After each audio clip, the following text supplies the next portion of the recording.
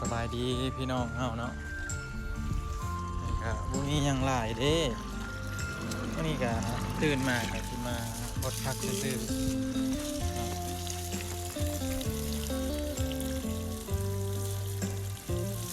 เป็นจังได๋อยู่บ้านหนาวอยู่บ่อยู่บ้าน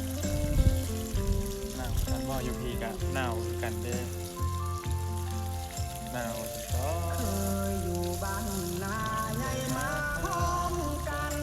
ความสุขผู้ทุกผู้พันช่วยสู้กันเมื่อนายและน้อง สบายดีบ้านนี้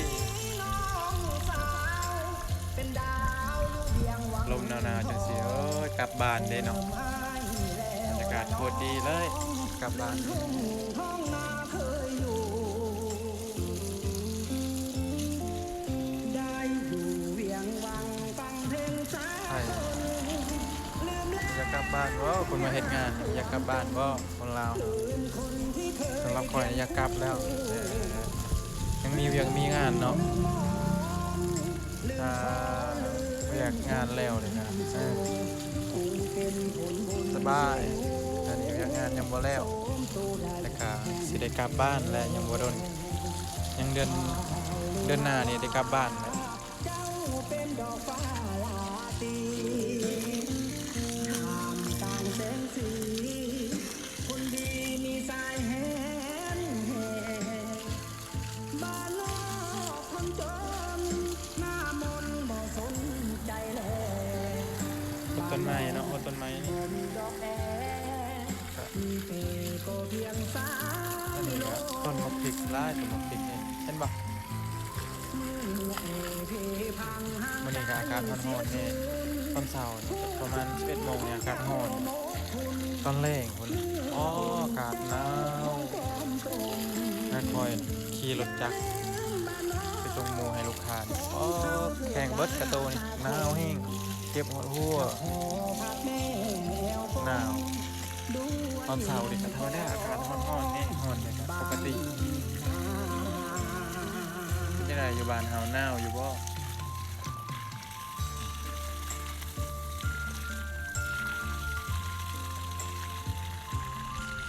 สบายดีเด้อเห็นแล้วก็ฝากกดติดตามให้เด้อบ่ได้ให้ติดตามดอกใครบ่ติดตามก็บ่เป็นหยังคันว่าใครอยากเบิ่งคลิปคอยก็ติดตามแม่นบอกไปแน่ว่าเฮ็ดคลิปในทางนั้นที่คอยก็บ่ฮู้วิธีสิเฮ็ดคลิปจักเฮ็ดแบบใด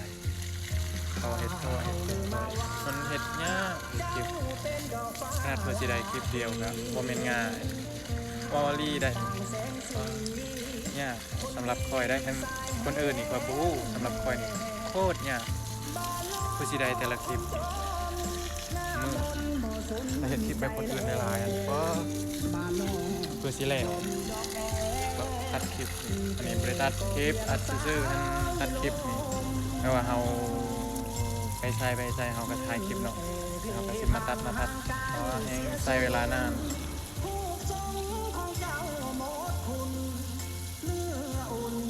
ก็เฮ็ดคลิปมันบ่มีเวลาเฮ็ดก่อนเฮ็ดเรื่องง่ายของเฮาเถิดนาจาคมจะขอพักแนวกลมด้วยลมของหนุ่มบ้านนาได้กลับบ้านเลยเด้อกลับบ้านเดือน2นี่แหละนี่ก็เดือน2เดือนหน้าบ่แม่นเดือนนี้เดือนหน้าก็ได้กลับเลย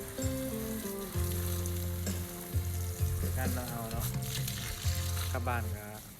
เฮ็ดเวียกหยังแล้วกลับบ้านเฮ็ดงานเฮ็ดเวียกอยู่อยู่ลาวมันค่าแรงมันต่ำเอาจังซั่นซะคันค่าแรงมันแพงหันพวกหลอดคือรวยพาดคือจบอันนั้นแหละได้เงินนั่นเองพาดคือรวยพาดหลอดคือรวยพาดคือจบนี่